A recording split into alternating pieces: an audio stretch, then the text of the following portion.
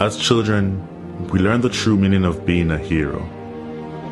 Being a hero requires great sacrifice for others, not just ourselves. We learn about the heroes of Jamaica's past and how much of themselves and their lives they had to give in building a nation we should be proud to call home.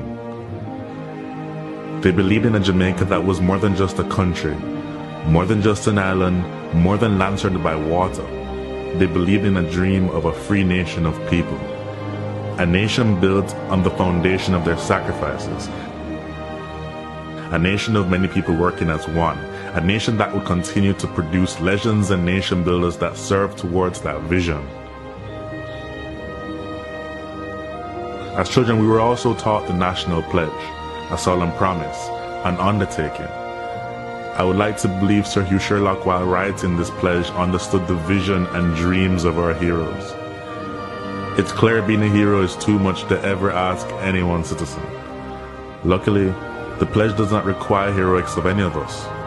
It merely asks that we honor our heroes by striving to advance our nation and ultimately inspire the world, like they and many Jamaicans have done.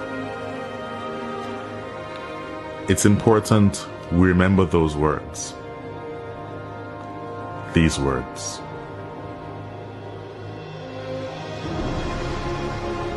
Before God and all mankind.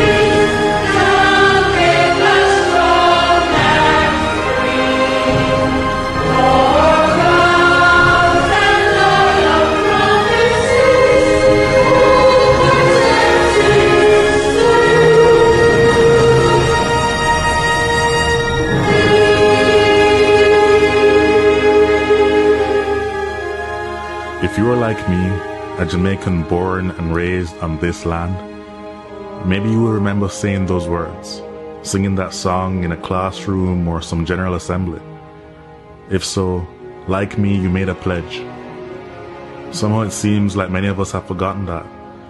The crime and violence, the indiscipline and short-sightedness, the corruption, the lack of respect for our beautiful lands we are blessed with, and the waters that surround and nurtures us.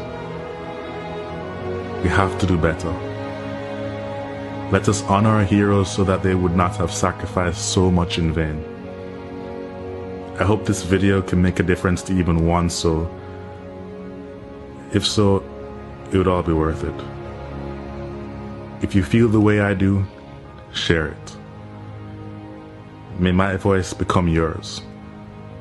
Thanks for watching.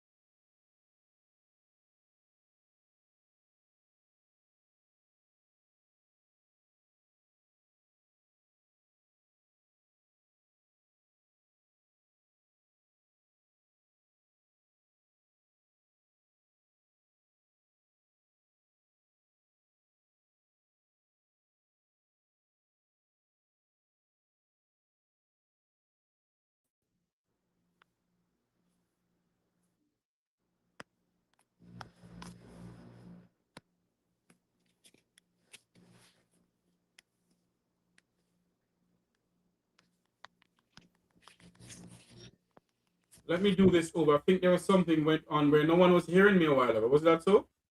Yes. Yes, nobody wasn't hearing you. Okay, let me do that. So I do apologize about that. I don't know what's going on with the system here. Welcome. Good evening, everyone. Welcome to another edition of the Mek Wi Talk program. I'm your host, Jeffrey Tavares. Jamaica tourism sector is open for business. Tourists are landing, hotels are opening, beachfront properties are booming with tourists. But in Western Jamaica, and many Jamaicans are still in shelters. In the dark of the night, no light, no water, no food, no security.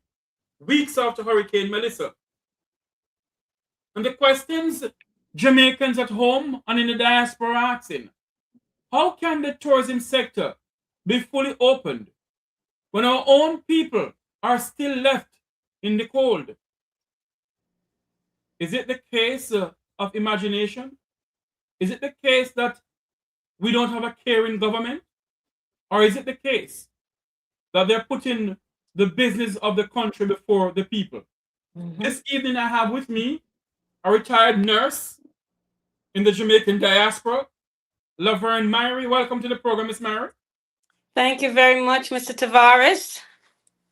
And I must say welcome to those who are watching us on Cayman Mall Road over there in the Cayman Islands. Welcome to the program. Those who are watching us beyond the shores of Jamaica and around the world in the Eastern Caribbean. This is Mek Wi Talk. Remember to like, share, and subscribe. Miss Myrie, before we go any further, tell Jamaicans, both in Jamaica, around the world, who you are. Well, I am a Jamaican. I am a original Kingstonian Jamaican, and I have family come from Westmoreland, which was hit very drastically in the storm. I also has lived in New York for about 30 years and now living in Maryland. I practiced nursing for about 35 years, and my family is integrally connected to Jamaica still, so it weighs on my heart now when I see the perils of our people. And I just don't understand where the government is going with their mindset. It's boggling my thought. You know, many will be saying, hey, they have to open for tourists because Jamaica need the benefit of the tourism sector in a sense. My question to you tonight, as a Jamaican living in the diaspora, what would you say to the Minister of Tourism if I get the chance to speak to him pertaining to the opening of the tourism sector in our country? Well, I would tell Mr. Bartlett that no is not the time for that because you have persons that are still treading water, persons that are still living out in the open where they have mosquitoes biting them up, rain pelting them on their heads. They have no roof, they have no window, no door. Persons that are still smelling the stench of dead animals that have washed up when the waters still have not receded. So we need to focus on our people, get them situated safely before we think about making business our priority and making more money. I think we can withstand a couple of months of just focusing on the people because we've gotten great outpouring of support from all over America, Europe, Asia, and many countries. So we're not hurting right now, and I believe that the tourism sector can withstand it. You know, I have been speaking to a lot of Jamaicans in the diaspora, including yourself, and many of them are saying that what the minister is doing is not right because Jamaicans are still languishing in the Mhm. element of the night. Many diaspora members send money home. Do you feel the contribution is being, you know, through the government? The contribution is being given fairly to the people? No, not at all. I am very, very upset about that because I cannot see where the millions of dollars that the countries are giving is going. I watched a parliamentary meeting the other day where Holness came to parliament and he was asked by the opposition where the money is. Can he give a allocation? Can he give a tally of how much? And all he said is, "Well, I didn't come prepared with that, but the next meeting I will. But I know that there are those that are saying that I'm stealing the money or I'm mishandling the money. I am misappropriating funds." So my question is this to him. If I were there, I would say, well, since you know that some are saying that you're misallocating funds, right? Why did you not come prepare with the tally sheets? Why did you not come with the accounting to show where the money is, who gave the money, what is the source of it, and what is the amount we have now? And secondly, when do you plan on implementing those funds into helping the people? Because the first things that we have to do as a nurse is to get the people to safety. That's my concern. People are not safe. They're in stagnant water. They don't have clean water. They're living with rain coming on their head. You have children that are exposed to leptospirosis. They're now exposed to cholera in the water. Disease is going to be rampant. And if those disease spread in Jamaica, we're too small to withstand it. It's going to wipe us out. This is going to become a tsunami of medical concern. So, what they need to do, get those people out of those areas immediately, bring them to safety. They can put up a tent city. We have enough space and in all over other parts of Kingston that was not ruined. You also have several empty hotels. It's not tourist season going on now. Those hotelers have made money off of Jamaica. They've made millions. They pay little to no taxes. So they can give back to Jamaicans by putting Jamaicans that are homeless in their empty hotels so they can be safe, get the children into those places, and then they can make an agreement with the government to even, let's say, the government give them 20%, 30%. But that could be their philanthropical response for the way that Jamaica has been so good to them. And they have all made millions off of Jamaica. Rather than to have the hotels empty and people sleeping out a door, mosquito bite them up, and they're all out there to the elements, people living in degradation. And then you have wholeness saying, well, I don't want persons coming down here anymore, giving out any more scandal bag of food because it doesn't look good on the media. People are running towards the trucks and they're looking like scavengers in Gaza. Hello? That's what's going on. We are living like scavengers. So even though it may not look good on your photo op, it is what it is. So now he says he's going to give out food cards. How are the people going to get to the supermarket to use the card? They Where's have the no. supermarkets, by the way? Hold on for me, Miss Williams. I heard the premise or something like that. But the fact of the matter is, where is the supermarket? There is Exactly. not one single supermarket in Centers, but it's open. It's all None. gone. None. They've all been flattened. And if you can get to a neighboring community with a supermarket, how are you going to go? There's no taxi coming to your disheveled area. And if you can walk 5 or 10 miles to get a taxi, you don't have any taxi fare. You don't have no fridge to put food in. You don't have no kind of storage system. You don't have no place to go. How you gonna do this? There's no transportation. Now I hear he's giving supplies to the police department.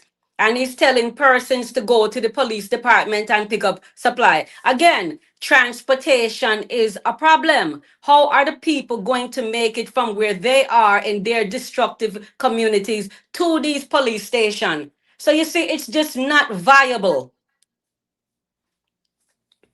You live in the Jamaican diaspora. You're a retired nurse. I know maybe you're not a psychiatrist or a psychologist rather or whatever, but you live in the United States. You're looking at what is going on in Jamaica right now. From your point of view, what do you think about the mental psyche of the Jamaican people? I think the people are in trauma. Right now, the Jamaican people are in trauma. The children are traumatized, the adults are traumatized, and they're going to have this PTSD disorder that the soldiers came back with from Afghanistan and every other place. Because when people face traumatic issues in life, it's very difficult for you to get that out of your mind and to proceed and to have a healthy life. You have to have treatment. We're going to have mental health therapists come into Jamaica because we don't have many right now of our own. We're going to have to fly them in and have people treated. These children that are 3, 4, 5, 6 years old, 10, 12, 15, they have seen so much. They have seen loss. They've seen death.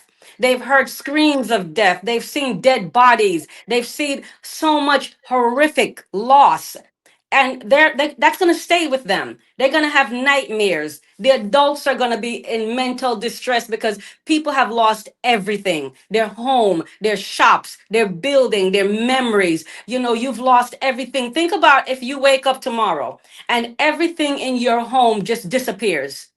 That Mhm. is just total emotional devastation. It's a wonder to me that those people are not walking around in a catatonic state because they have lost everything. When I see them on these broadcasts on CNN, Fox, and all these other things, I see people just looking like they're just destitute. They look like they're living in degradation and they're running around in these clothes that look like they haven't been washed. They've been wearing these clothes for days. Their hair look dirty. They haven't shampooed their hair. You can see the women don't have hygiene items. And it's terrible. So do you think when the aftermath of Hurricane Melissa, Miss Mary, as a nurse, public health individual, do you believe that the government should have put in place where people can go and wash and take a shower and everything? Do you think the government should have done something like that? Most definitely. As a matter of fact, I've been sitting here wondering why that was not priority number one. Get people to safety, number one. Okay. Then you give them basic hygiene needs. Because just to take a shower, brush your teeth, comb your hair, put on deodorant, that can make a human being feel 10 times better than to sit there in dirty clothes, can't shampoo, your body can't be clean. You feel 10 times worse. And it comes, your self-esteem is now being challenged because now you've been reduced to living like an animal. The government should have put these things in place. And that's why I said, I do not understand why the Minister of Health is not doing more. And now I can answer my own question because he's not a medical doctor. Because Mhm. unfortunately, Jamaica have an ism schism when it comes to putting people in places in government. They put their friends who they play domino with. They put their friends who they made a business deal with, or they put their friends that they went to college or high school with. And they'll say, yeah, man, you can't get this office, man. Me and you are friend. It can't work. And you don't know a damn thing. And you go in there like an idiot And now, when you're hit with a real world crisis and the world is looking at you, you're fumbling and stumbling, and people are dying, people are suffering because you put your friends in, and you're still too proud to admit that you need to do something differently. Because what Andrew Holness can do is get a team of doctors that we have right there between UWI and the other hospitals and have them come into the Ministry of Health and say, all right, this is what we need to do. We even need to start looking at immunizing people. Because, like I said, there's a lot of disease. We need to look at even getting people antibiotic treatments, because I'm sure there's people now that have gotten bacteria and viruses from being in these murky waters. Mhm. Do you believe that the government of Jamaica sent the wrong message to Jamaicans in the diaspora?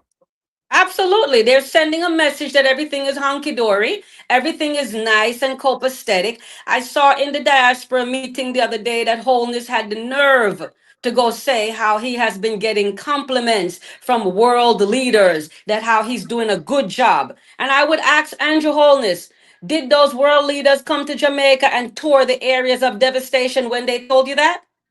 How Well, can they ascertain? you have members of CARICOM who came to Jamaica and tour with him. Well, when they came, CARICOM, I don't think CARICOM really can understand the depth of it, because a lot of these countries in CARICOM, remember, they're third world countries too. So to them, they're like, okay, ho hum, this is just a natural. But you need to bring countries there like America, Canada, England, Switzerland, Italy, Germany, France. Let those countries come, because they have a higher standard of living, okay? And they're going to see that this is not normal. This is not something that we should be able to withstand. Our people should not be faced like this. This is worse than Gaza. You have people tearing down trucks that come to give food, and there's a riot. The police are even saying that they don't want to go into those areas because people are trying to climb into the police cars. One police officer, I heard him on the news, he was saying that he has been traumatized by seeing the suffering and the people there living like animals. He said it looked like a bomb hit the country. So now even the police, they're going to need mental health care too, aside from the people that live there. And I need to get somebody, because I'll tell you something, Miss Mary. When you ask members of the government to come on their platform here, this platform here, they refuse to come, because they dubbed the Mek Wi Talk program as a member of the PNP and all sort of bloody stupidness.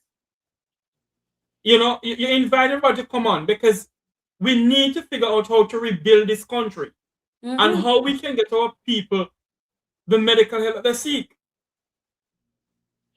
They're not My, going to come because they don't have any answers, and they're going to be shamed and disgraced because their incompetence is going to be on full view. These people are incompetent, they're inept, and they're inexperienced.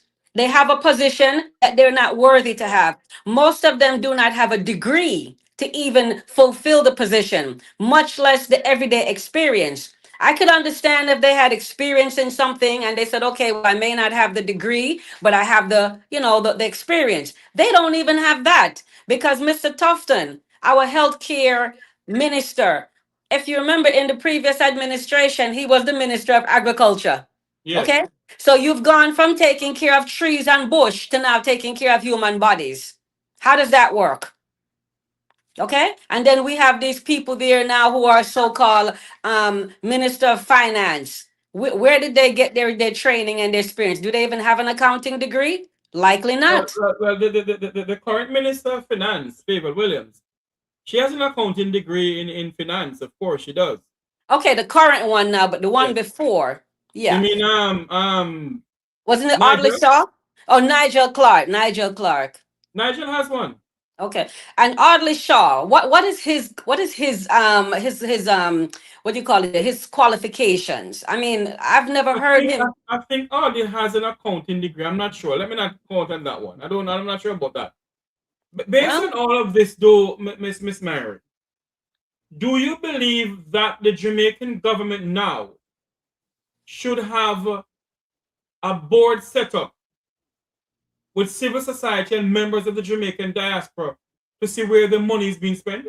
absolutely. They need to have a board. They need to have someone to give accountability to. The government cannot be where Holness is the prime minister, his wife is the leader for the house, because this is too much corruption. We need to have an outside board looking at this where it is comprised of members of the community, members of the diaspora, that I can be objective from both parties.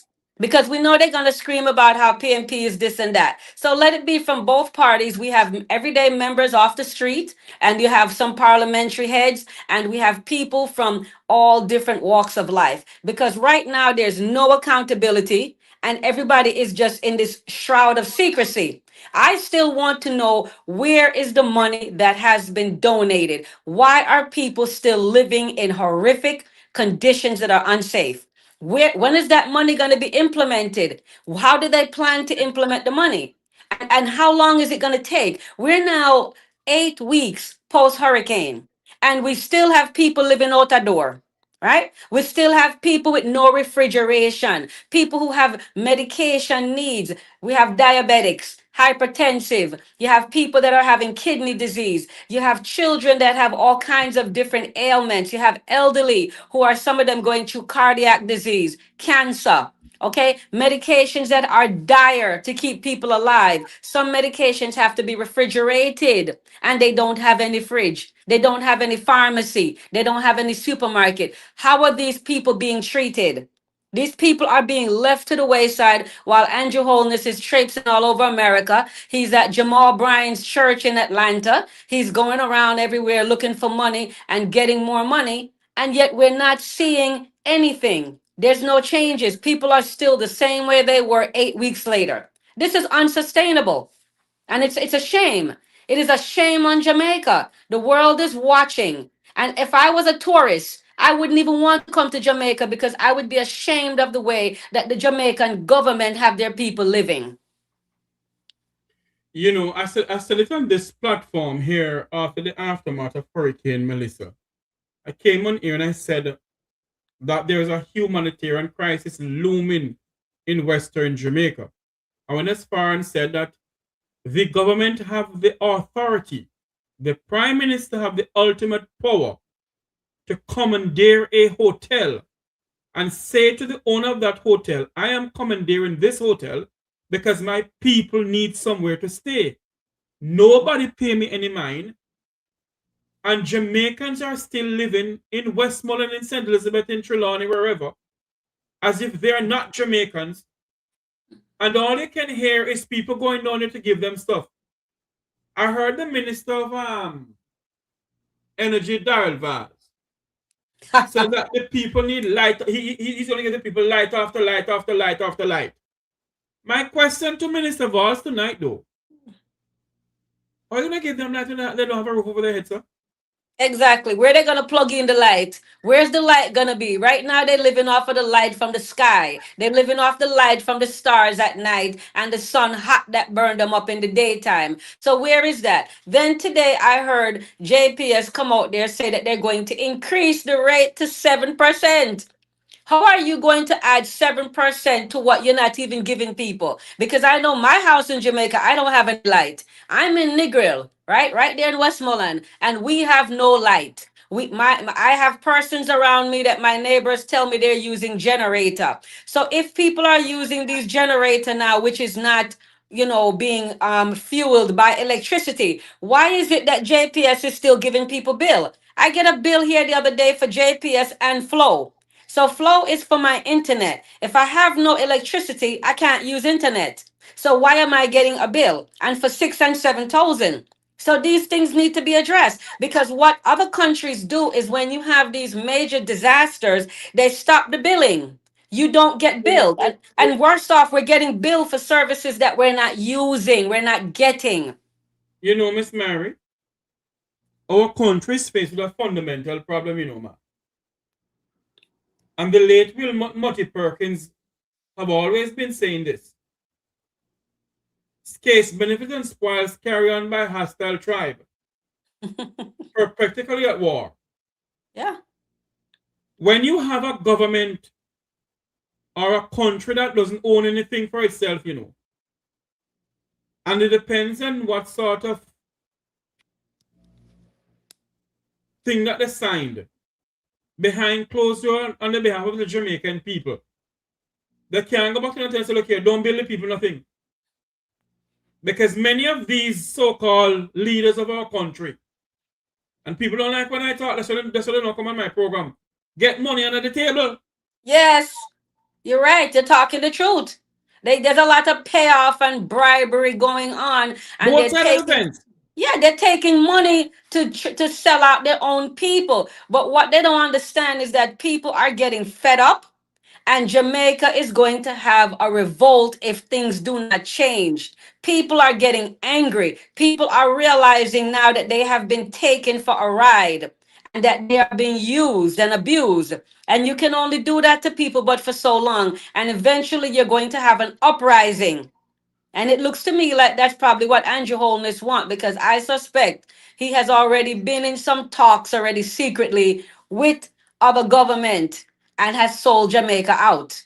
Because there's some things that I've noticed that just does not pass the smell test. Because why is it for the first time now we have Marco Rubio from America coming to Jamaica? We've never had anybody from America come to Jamaica like that in that capacity, right? Yes, man. No. We have.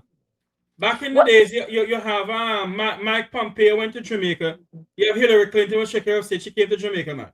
Well, We they have done when that before. they came and they give speeches. I remember, but I don't remember them having closed door meetings. Do Of you? course I do. Closed door meetings, Yes, really? they do. Okay. Well, Yes, I they do. stand corrected. Yes, they do. I'm not taking up for anybody, but they have done that before. Well, let's just say I don't trust Marco Rubio and who sent him. And let me say something to you. I don't wish you to speak. I don't wish you to talk American politics on this program.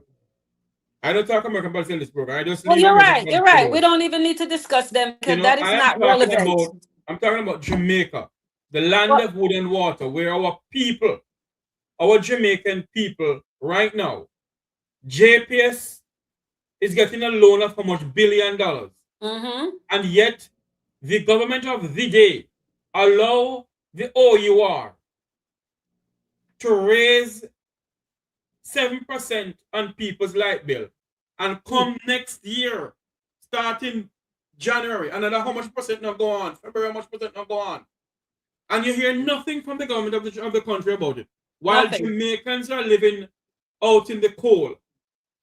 As a Jamaican living in the diaspora, Miss Marion, as a nurse,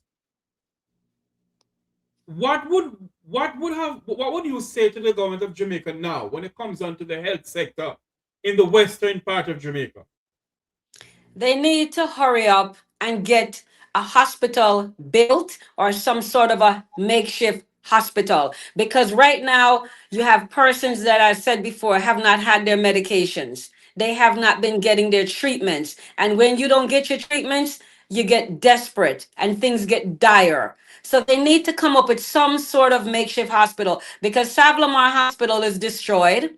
Okay, but then I know they have a new hospital there. It's a private hospital, and I don't think I heard any. With all fairness, though, Black River have a makeshift hospital, and Right. I think there's a makeshift hospital. There's a field hospital rather in Black River, and there's a field hospital somewhere in Westmoreland, and I don't remember exactly where. And I feel don't free to correct know where in Westmoreland, but I know the one in Black River, and I know that they have a lot of people from different countries that are staffing it, and they're open me. Right. 24 hours, which is good. But they need to do a little bit more. They need to start to reconstruct these hospitals, because while the field hospitals are there addressing the immediate need, they still have to work on rebuilding those hospitals, and it shouldn't take that long because it's been 8 weeks. They can request to have other countries send in building materials and even send workers, because they had workers come from China already and help them build that highway from Kingston to Orchie. So why can't they bring workers to come in now and help to rebuild these hospitals and get them up to snuff? It's taking too long. Well, Jamaicans in the diaspora tonight are very upset. This is the Mek Wi Talk program. We're coming to you live on Cayman Mall Road in the Cayman Islands, and we're also live all over the world. I am Jeffrey Tavares, your host. I'm speaking to a retired nurse, Miss Mary, a Jamaican, and she said she come from Nigeria. Maybe me and she related, to come to think of it. My All, question though, all of it related. my question to you tonight though is this: is if The education system in Jamaica, Western Jamaica, do you think that what they should have done in the first aftermath of this hurricane is to literally figure out a way how they can get students back to school in Western Jamaica? Absolutely. That's what I've been wondering about is where are the children headed? Because this happened in October. School had just started 2 months. So now the children has lost October, November, December. So almost 3 months now the children have lost of school. And Prime Minister, I heard him say the other day that he's planning on opening something in January, but I don't know exactly what that is and how are they going to make up for the loss of what the children has lost in all these months. They should have had something up by now. That's what I'm telling you. If they had just taken the people out of these areas, brought them to safety in those empty hotels, which would have been ideal. Put them in those empty hotels. They could have brought the teachers there, and the teachers could have been working there. They could have been teaching school in those areas. They have conference rooms and they have all kinds of different meeting rooms in the hotels. Those are the ideal places to educate the children. And then the children would be safe. They're getting 3 meals a day. They're warm. They have their showers. They're getting their hygiene needs met. And they're mentally safe. They're sociologically safe. So now this would have been a great opportunity for the government to actually act on behalf of the people. But I don't know why these people cannot think logistically. I mean, even though we know that's not their forte, but they have an education minister, I would think that he would think to do that. She. She rather, because the other gentleman he's gone. But why has that not come up as a forefront to them to think about the educational needs of the children? Rather than to just have these children sitting home every day in the dire straits that they're living in, getting further traumatized. That does not serve anybody any good. And how are they going to keep up with their studies? Because now it looks to me like everybody's going to have to repeat this grade. Everybody's going to have to get left back for another year because I don't see how they're going to make up in in just 1 month in January. Mhm. They can't complete the whole school year. They're going to have to be some kind of redundancy. You are a member of the Jamaican diaspora.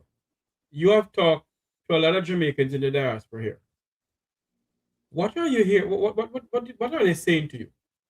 What are Jamaicans Everybody, well, the people here are very upset and they're concerned because they're wondering why their relatives are still living in these horrific conditions. And 90% of the people want to know where's the money going. Everybody has donated. Everybody has seen the donations at our churches. We've taken up donations, massive donations in our churches, massive donations in our communities, our supermarkets, our school. We're getting donations from everybody because Jamaica is well known across the world.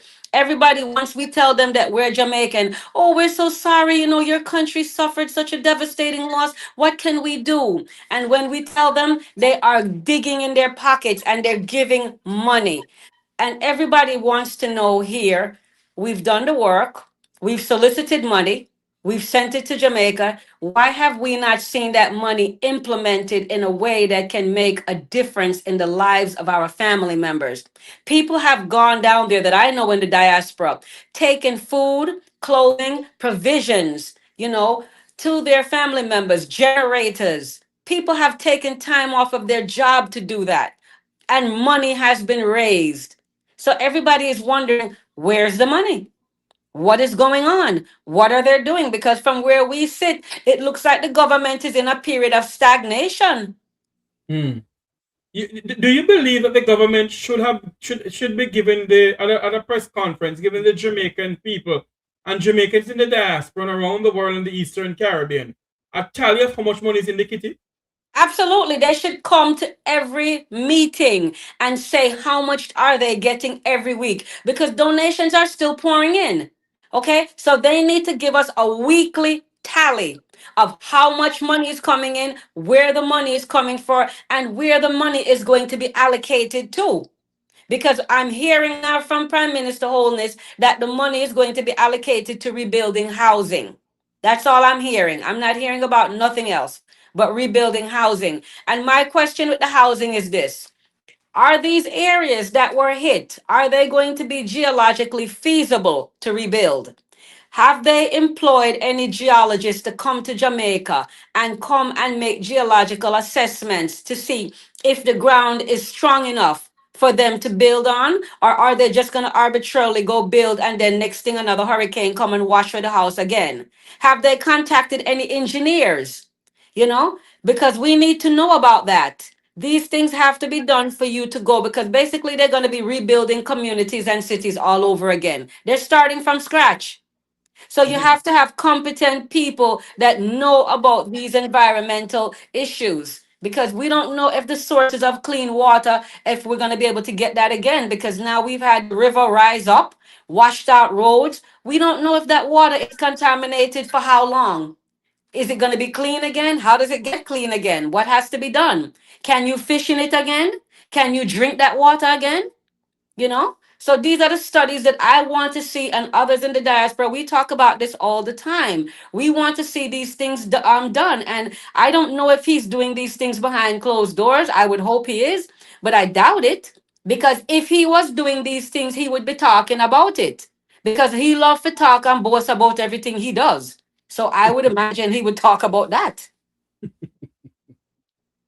You know,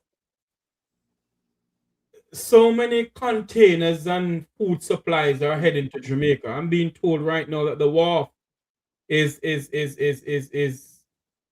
packed to capacity.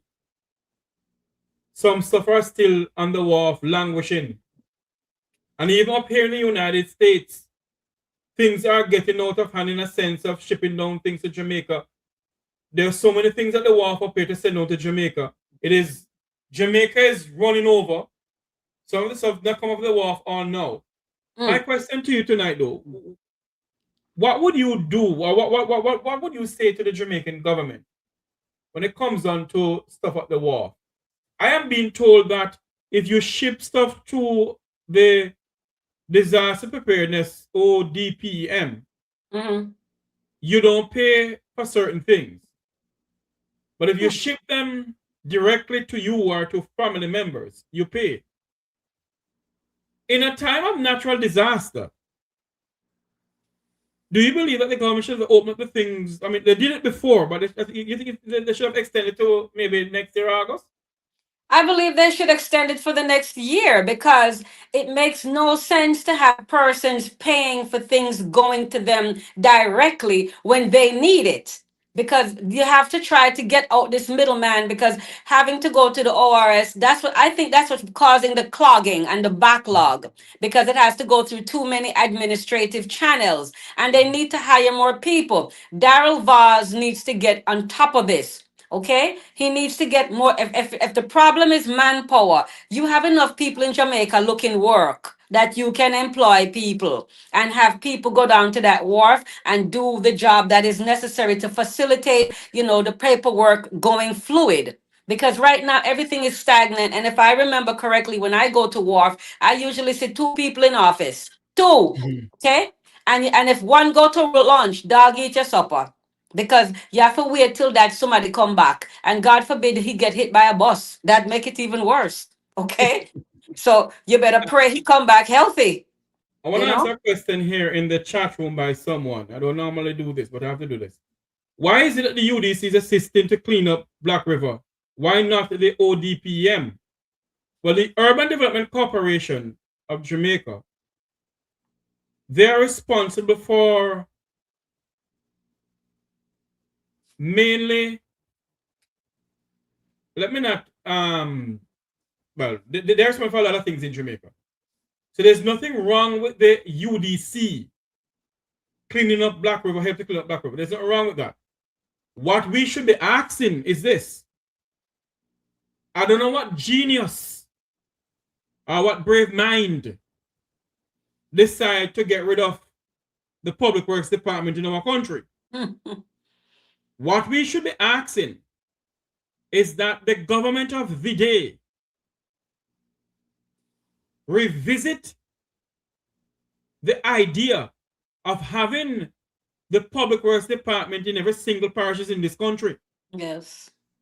Because back in the days, when you have the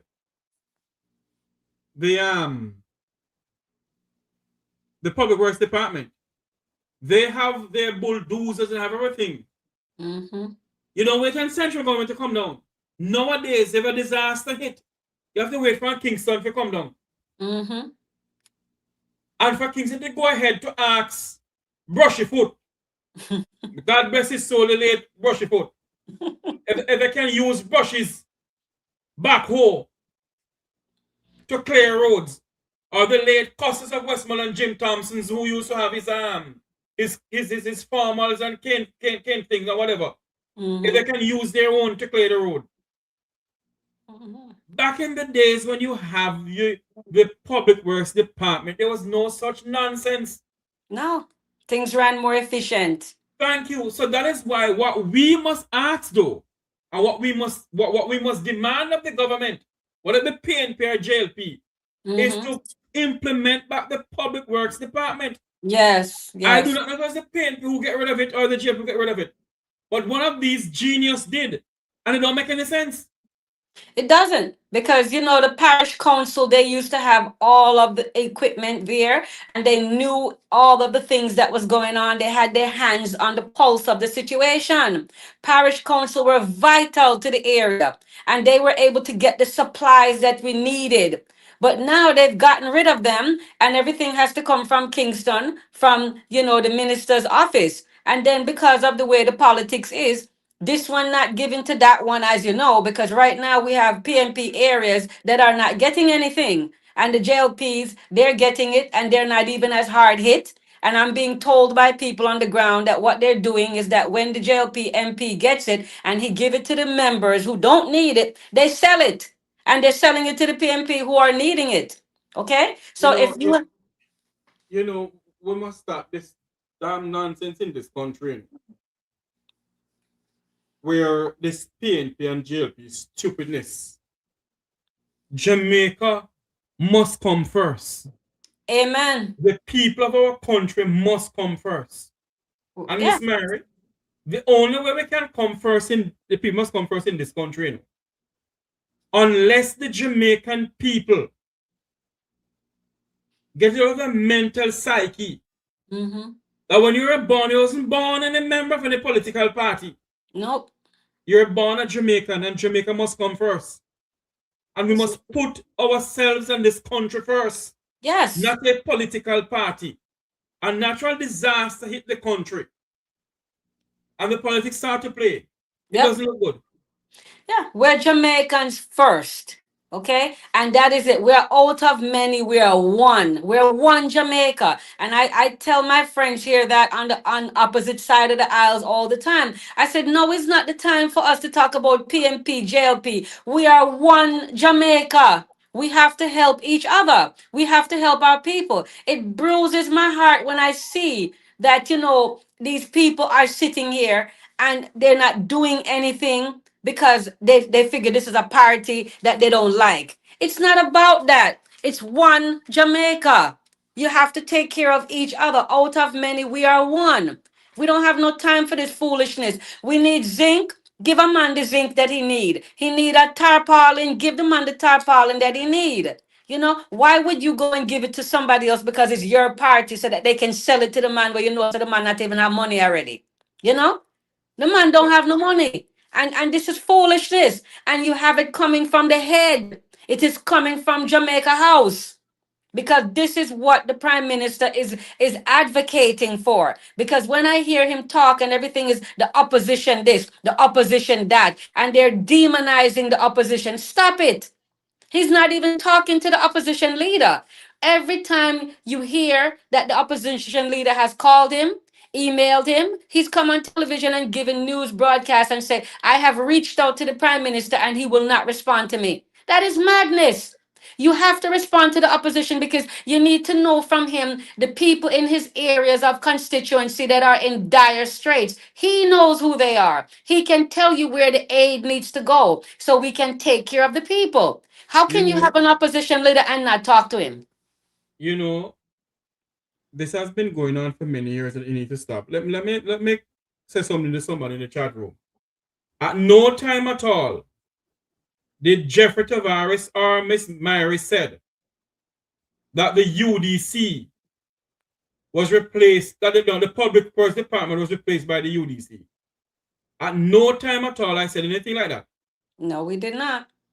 So please, do not come over here and say that I said. I didn't say anything like that. What I said was this. Whichever genius and the two political party get rid of the Public Works Department, they need to put it back in place. Yep. Because if the Public Works Department was in place, say in Hanover, or some part of St. James then that didn't get hit that much, they could have started cleaning the road, come all the way down into Westmoreland. Long time. Does it look good, Miss Mary, when you see, well, I can rephrase the question this way. If it wasn't for the grace and mercy of entertainers like Shaggy, Spice, Vibe Cartel, Sansky, what her name is, and all others, Beanie Man and all of them, Buju, when they decide to go down to Westmoreland, it is a fact that Spice ended up paying bulldozers to clear the road for her to go down there. Yeah, she did. It is a fact. It's a fact. We saw the videos. And you hear people come out and say, boy, you're bashing the government. I'm not bashing the government. You're just talking the truth. You're talking the truth. The truth must be told. And I'm not here for the PNP or JLP. As far as I'm concerned, it's all has wrecked this country more than anything else. Yeah. But that's the main problem here, is that we can't get anything done even here, because you have so many people from this party that want to not talk about this because they don't trust that person because they're from another party. And I spend so much time every day telling people it's not about a party, it's about the people. We have to worry about the people. Now, they don't even want to, they've gotten so far now that they do not believe the suffering that we see. All the documented suffering with the news media, they say it is not true. It is not as bad as what we say it is. So I'm like, are you people believing a conspiracy? What is not true? Do they think we have actors? Let me say this to everybody, and I'm not promoting anybody's program. But I'm going to say this publicly tonight. And I've been saying it on my program as many times as I come on. There's a young man who, at any given time he goes on air, he has all 5,000, 10,000 people watching him. And I speak none of that Andre Stevenson. Andre has gone down to the grounds all over this country, has been hit by Hurricane Melissa. And there's no way Andre do no AI video to put out. So for those who don't believe the devastation in this country, take a plane and come down here. Or go down there. Take a plane and go down there. The former president of the United States, Bill Clinton, came to Jamaica and announced to anybody. Yeah. And he flew over. And I'm pretty much sure the former president is saying that this looks like an atomic bomb. So for those who, because your party is in power, as far as I'm concerned, I'm a member of any political party, and I don't want to be a member of any political party. This country comes first for me. That's right. And I know what it's like to go to my bed without having the food in my belly. I know what it's like to be homeless. Listen to me, not because I have the name of a Tavares, you know. I say it to you tonight. I know what it's like to be hungry. And when you see your fellow Jamaicans running down places, running down trucks to get local food, Jesus, we must ask ourselves the question: when our political leaders want your vote, then take off all them boot and run across the Crocodile Black River to get to the vote. Where are they now? Exactly. In the telethon, how many politicians in Jamaica has donated any money to the telethon to help our people? How many? How many come publicly and say I'm donating $1 million to help my people? How many of our politicians who claim that they love the people of this country, how many of them have done it? That's the question we must ask ourselves. And I'm not being political tonight. But we must ask ourselves these questions. They say they love us, and they walk hills and valley. They climb Blue Mountain peaks to get in the vote. They run cross Black River with all the crocodiles in there. They run cross Black River to get in the vote. Take off their shoes and run cross rivers. Where are they now? Are they walking hand in hand with the people who are being devastated? Have any of these politicians that I know of, I do not know if any of them done it. Have any of them take up a home, a 3 family from a home or from whatever, and put them up somewhere? Have they done that? I haven't heard of it. Have any of our politicians who claim to love the people of this country? I don't know how to compare my program, but I don't give a flying kahuna and I beg nobody nothing. And they didn't put on my 10 sheet back on fire. How many of our politicians has taken up 3 family from a home in St. Elizabeth, from a disaster in St. Elizabeth or Westmoreland, put up into a hotel? How many of our politicians has given any member of a family a container home, apart from former member of parliament Lisa Hanna? How many other members of parliament in this country has taken up a container home and put our people who don't have a house in there? How many? You claim you love the people. Good God Almighty, show your love now. You claim you love the people of this country. This is the opportune time for you to show the Jamaican people that you truly love them. That's right. But all they can hear, your bad manners, light off a light off a light. If it was some other modern democracy, you, Daryl Vaz, would never be in parliament. Never. I will not stop saying it. If it was some other modern democracy, Daryl Vaz would have never sit in the parliament of this country. Or you take the Jamaican people for some kuno muno. You all take the Jamaican people for some sort of kuno muno. Because we don't have no sense. There's a television going on. How many of them have donated to the cause of what is going on in this country? Good question. How many?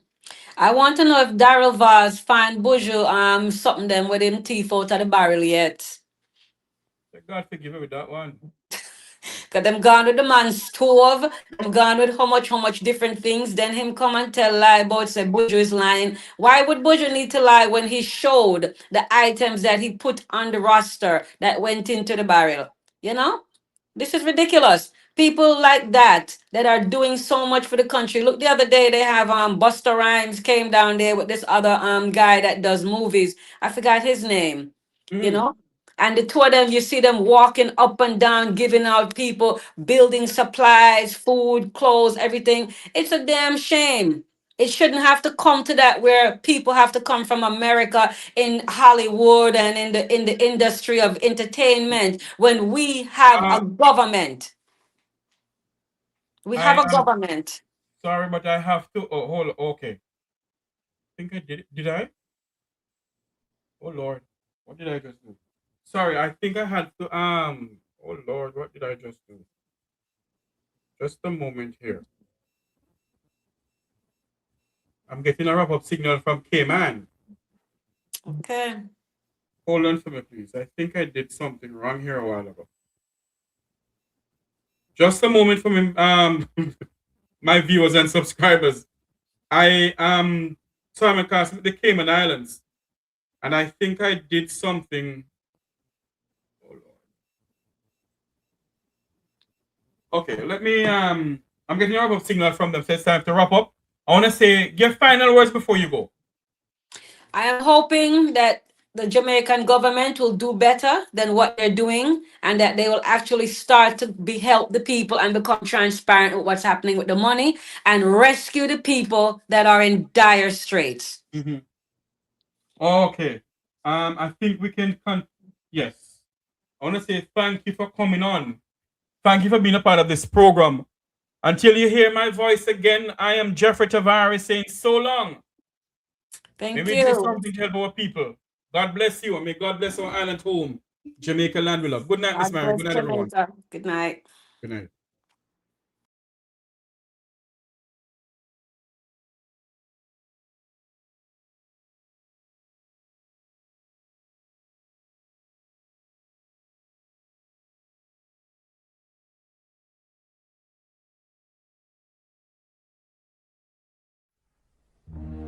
As children, we learn the true meaning of being a hero.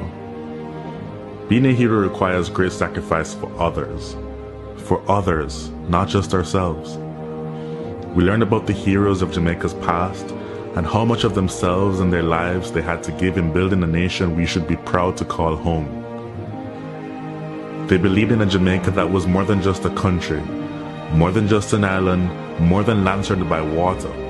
They believed in a dream of a free nation of people, a nation built on the foundation of their sacrifices, a nation of many people working as one, a nation that would continue to produce legends and nation builders that serve towards that vision. As children, we were also taught the national pledge, a solemn promise, an undertaking. I would like to believe Sir Hugh Sherlock, while writing this pledge, understood the vision and dreams of our heroes. It's clear being a hero is too much to ever ask any one citizen. Luckily, the pledge does not require heroics of any of us. It merely asks that we honor our heroes by striving to advance our nation and ultimately inspire the world, like they and many Jamaicans have done. It's important we remember those words. These words.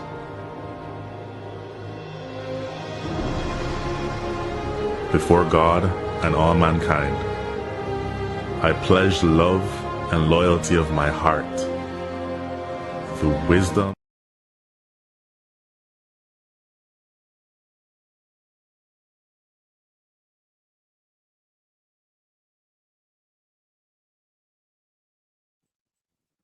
The wisdom and courage of my mind.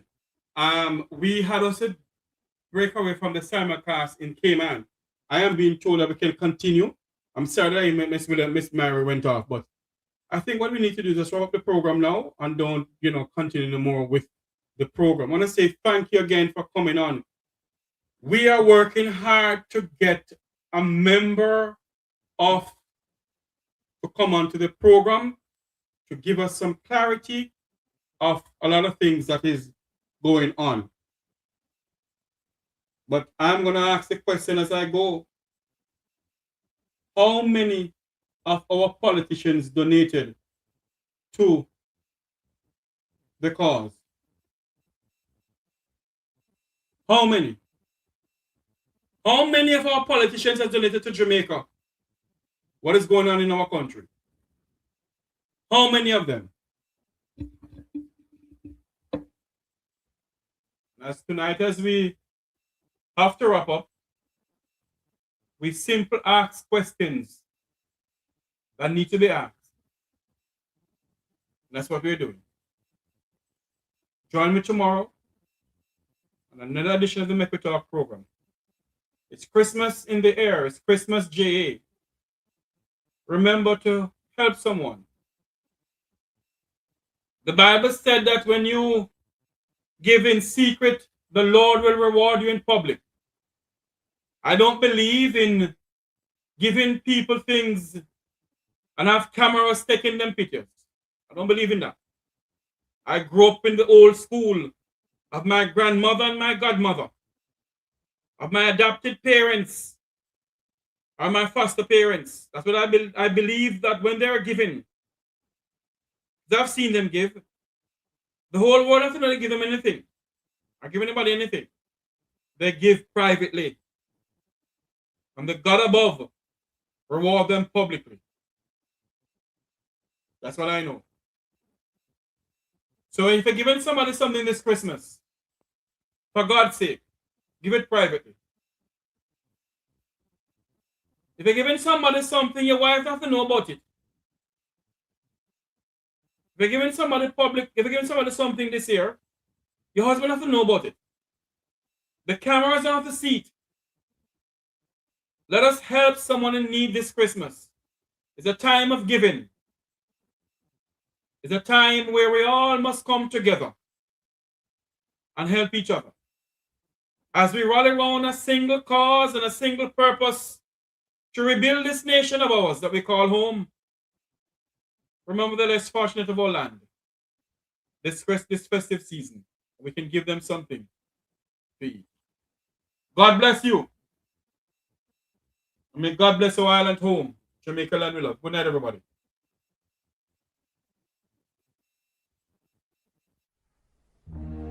As children, we learn the true meaning of being a hero.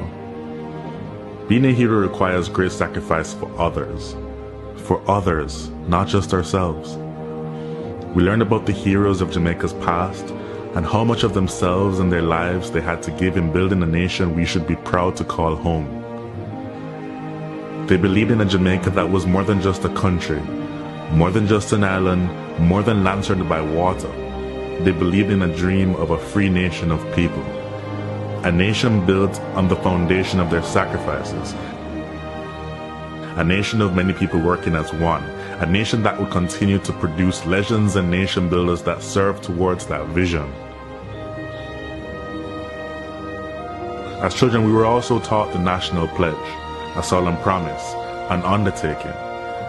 I would like to believe Sir Hugh Sherlock, while writing this pledge, understood the vision and dreams of our heroes. It's clear being a hero is too much to ever ask any one citizen. Luckily, the pledge does not require heroics of any of us. It merely asks that we honor our heroes by striving to advance our nation and ultimately inspire the world, like they and many Jamaicans have done. It's important we remember those words. These words.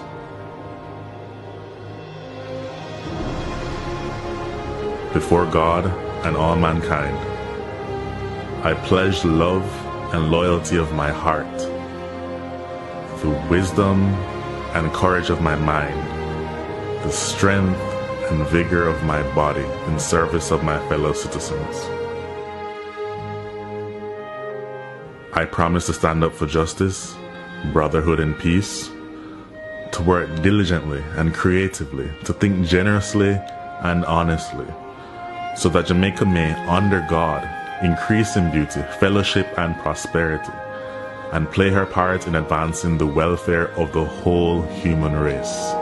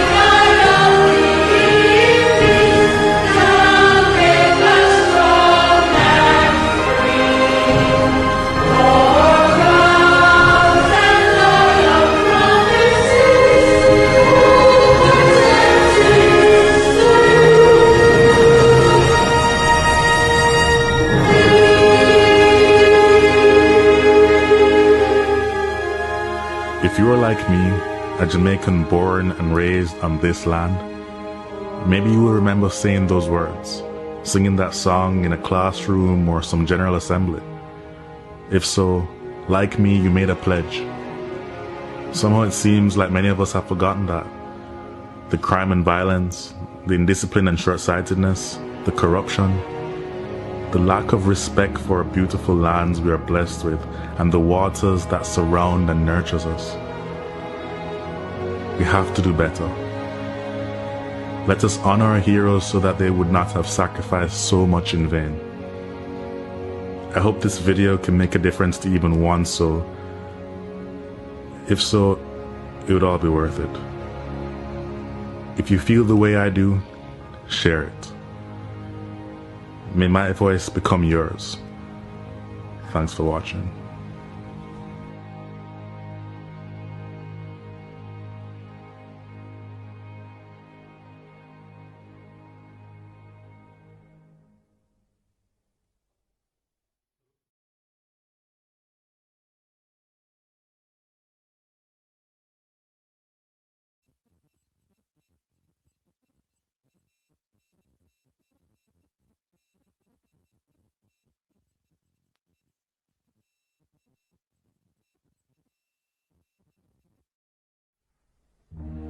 As children, we learn the true meaning of being a hero. Being a hero requires great sacrifice for others, not just ourselves. We learn about the heroes of Jamaica's past and how much of themselves and their lives they had to give in building a nation we should be proud to call home. They believed in a Jamaica that was more than just a country, more than just an island, more than land surrounded by water.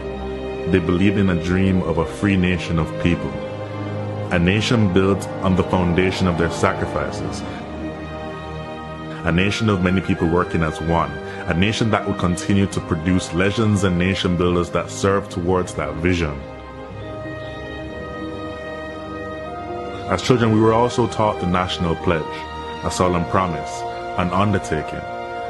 I would like to believe Sir Hugh Sherlock, while writing this pledge, understood the vision and dreams of our heroes. It's clear being a hero is too much to ever ask any one citizen. Luckily, the pledge does not require heroics of any of us. It merely asks that we honor our heroes by striving to advance our nation and ultimately inspire the world, like they and many Jamaicans have done. It's important we remember those words. These words.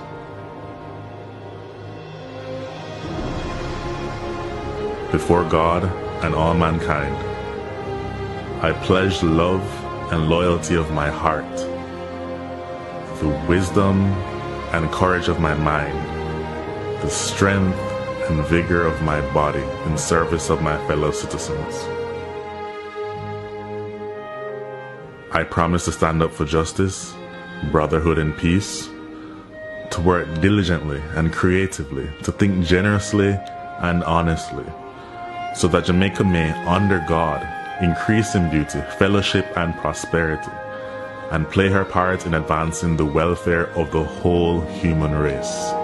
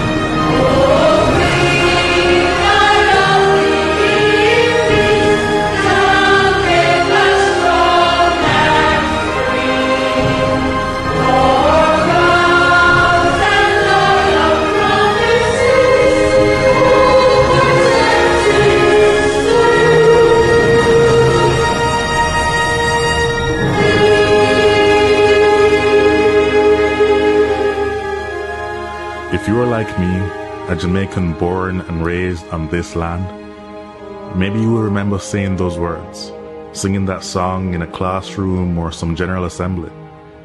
If so, like me, you made a pledge.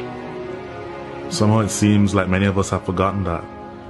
The crime and violence, the indiscipline and short-sightedness, the corruption, the lack of respect for our beautiful lands we are blessed with, and the waters that surround and nurtures us. We have to do better. Let us honor our heroes so that they would not have sacrificed so much in vain. I hope this video can make a difference to even one soul. If so, it would all be worth it. If you feel the way I do, share it. May my voice become yours. Thanks for watching.